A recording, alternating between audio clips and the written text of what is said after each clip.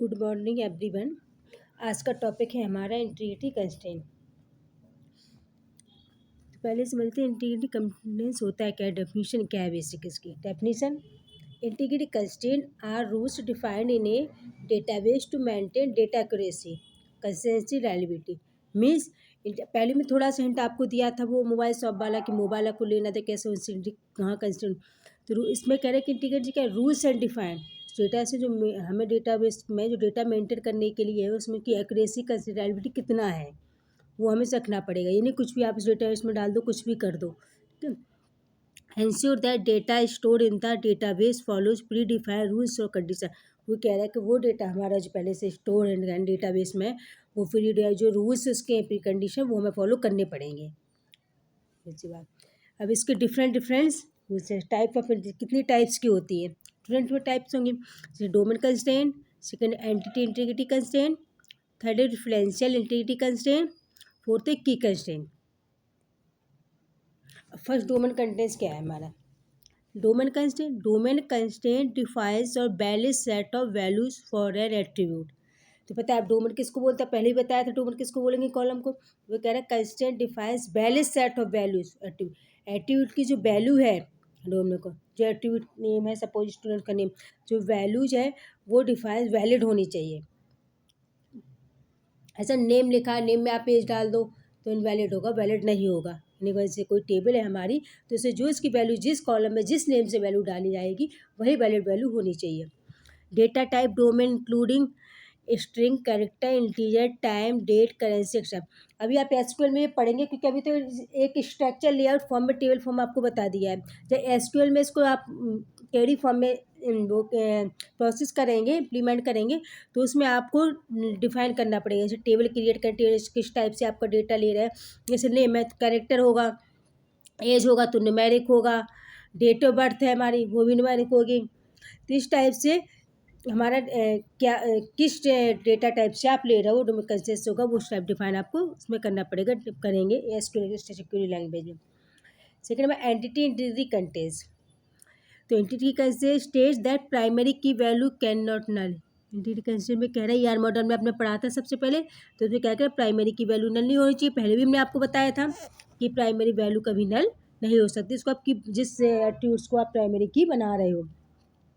This is because the primary key value is used to identify individual rows in relation, and if the primary key has a null value, then we cannot identify those rows.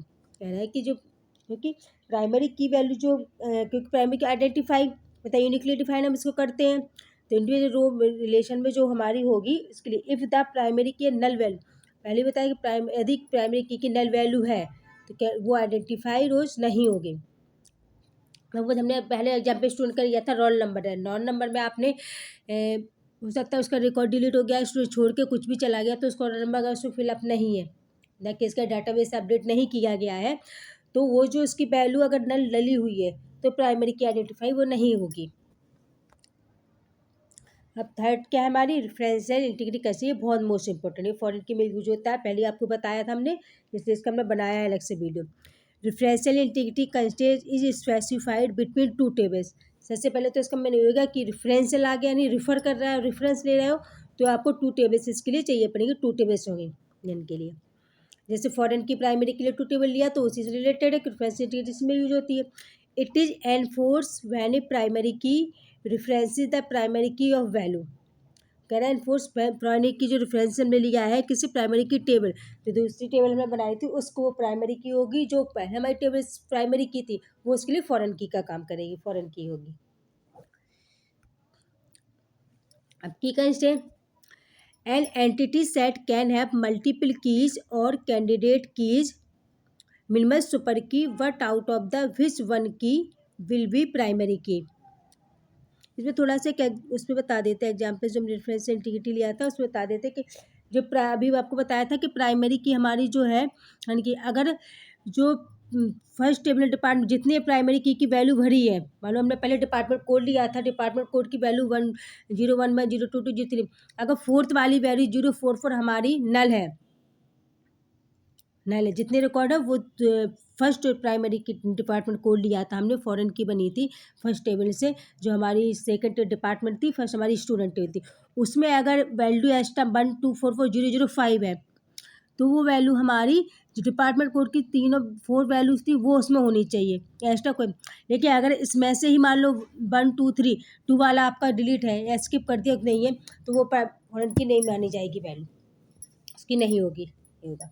अब देखते थे key constraint, entity set can have multiple keys और candidate keys means minimum super key, but out of which one key will be primary key. वो कह रहा है entity set में जो हमारी थी मल्टीपल कीज यूज़ की हमने, जब वो या कैंडिडेट कीज लेते हैं, जो मिनिमम सुपर की बहुत सारी होती है उसमें मिनिमम कम से कम जो सुपर की होंगी वो कैंडिडेट की होंगी हमारी, और अगर आउट ऑफ विच वन, उस कैंडिडेट की में से वन हम क्या लेते हैं प्राइमरी की, ये की का कॉन्सेप्ट है। तो क्या इसमें दैट एनी किसी भी रिलेशन में हो सकता है। अब सबसे पहले आप ये समझिए, सबसे पहले मैंने आपको बताया था कौन सा एंटिटी डोमेन वाला था आपका, डोमेन में क्या, डोमेन में आप एट्रीब्यूट्स यूज़ कर रहे थे, एट्रीब्यूट्स है उसमें कॉलम की वैल्यू क्या वैल्यू नहीं होनी चाहिए तो वो आप एट्रीब्यूट्स में यूज़ करेंगे। सेकंड हमारा क्या था इंटीग्रेशन, उसमें क्या प्राइमरी की वाला कॉन्सेप्ट था, याद रखना। थर्ड आपको क्या बताया था हमने, रेफरेंशियल इंटीग्रिटी कंस्ट्रेंट। तो थर्ड वाले में हमारे रेफरेंशियल इंटीग्रिटी में क्या होगा, उसमें कौन सी की यूज़ कर रहे हैं, फॉरेन की, प्राइमरी लेके फॉरेन की का रेफरेंस ले रहा है, प्राइमरी की से फॉरेन की ही उसमें बन रही है, तो फॉरेन की का कॉन्सेप्ट है। ये की कंस्टेंट है, की कंस्टेंट में किसका कॉन्सेप्ट है, की कंस्टेंट में हमारा कैंडिडेट की का, आपको दिखाई भी जा रहा है इसमें जितनी कैंडिडेट की है उसमें जो आपके पहले कीज पढ़ा है उसी का कॉन्सेप्ट है इसमें, बस कैसे क्या करना है, वैल्यूज़ कैसे रिकॉर्ड क्या डाट करना है, ये इंटीग्रिटी कंस्टेंट का हमें ध्यान रखना पड़ेगा कि ऐसा नहीं कि डेटाबेस में कोई रिकॉर्ड्स नहीं, पहले था स्टूडेंट नेम लिखा तो नेम में आप कुछ भी कर दे, एक पर्टिकुलर एक मेंटेन डेटाबेस हमारा बनना चाहिए, उसको हमें बिल्ड करने के लिए ये सब की कैसे सब हमें करना पड़ेगा, कुछ भी ऐसे वैल्यूज नहीं डाल सकते। हाँ ये हो सकता है बीच में आपको और ऐसे स्टूडेंट का टेल बताया था, तो अब ऐसा तो है नहीं, हो सकता बीच में कोई स्टूडेंट चला जाए उसका रिकॉर्ड हमें डिलीट उसका अपडेट करना पड़ेगा, इसी सारे सब इंसर्शन अपडेशन डिलीशन सारे डेटाबेस में रिकॉर्ड दिए गए हैं बताने। थैंक्स फॉर वॉचिंग, और आर एस क्लासेस को आप लाइक शेयर कमेंट जरूर करें। Thank you.